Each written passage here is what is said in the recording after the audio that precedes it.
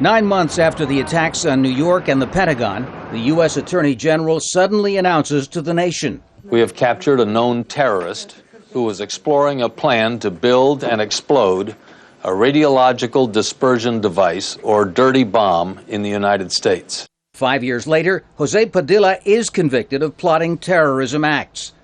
But by then, the government had dropped all mention, much less won a conviction against Padilla, for planning a dirty bomb attack either in or outside the U.S.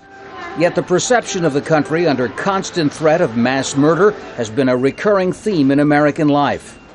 After spending $75 billion a year on domestic security, the government can say the country has been spared from anything approaching a repeat of 9/11. Since then, a total of 33 people in the U.S. have been killed by those authorities term Muslim terrorists. The chance of being killed by a terrorist at present rates over an 80-year period, over a lifetime, in other words, is about 1 in 80,000. And that's assuming there are more 9/11s. That's not usually how things have been framed by the mass media. A Fox News investigation. Are we getting complacent? Jihad USA. Sociologist Charles KURZMAN says the American media have been effectively instruments of terrorists, even when their plots have failed. So there's a bizarre relationship where they need the media, and at the same time, if the media didn't cover these events, we would say they're not doing their job. Politicians, too, have churned up public anxiety.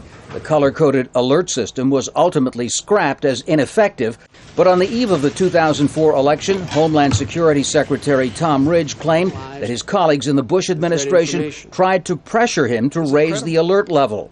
Ridge wrote, "I wondered, is this about security or politics?" Post-election analysis demonstrated a significant increase in the president's approval rating in the days after the raising of the threat level.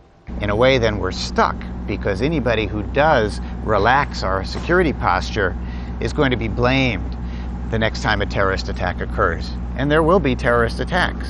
Here in New York, nearly half the people polled last month said they worry the city will be hit again. Yet that level of fear is the lowest registered since 2001. 10 years later, it's not the dread of terrorists, but economic decay that tops the list of what keeps Americans anxious.